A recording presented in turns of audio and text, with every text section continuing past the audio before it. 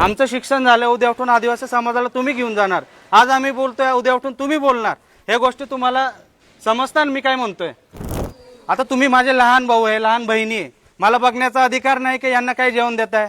Sir आहे की नाही मला बघण्याचा अधिकार? मग हा अधिकार आपल्याकडून हा महाराष्ट्र शासन हा अधिकार काढायचा प्रयत्न करत आहे, त्यांनी JR मध्ये मेन्शन केलेलं। तर मग ते जर यांना विद्यार्थ्यांना परवडत नाही, एका साईडला शासन म्हणते तुम्ही पार्ट टाइम जॉब करू शकत नाही, जर तुम्ही पार्ट टाइम जॉब करताना आढळलं तर तुम्हाला हॉस्टेलमधून बाहेर काढण्यात येईल।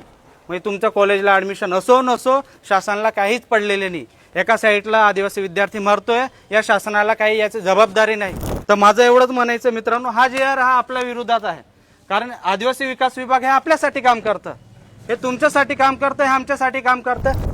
तर तुम्हाला त्या दिल्ली सारख्या आंदोलनामध्ये तुम्हाला जाऊ शकत नाही, कारण तुम्हाला जाण्याचा अधिकारच यांनी काढून घेतलाय JR मध्ये। आणि हा JR जर पारित झाला तुमच्यासाठी खूप धोका आहे मित्रांनो।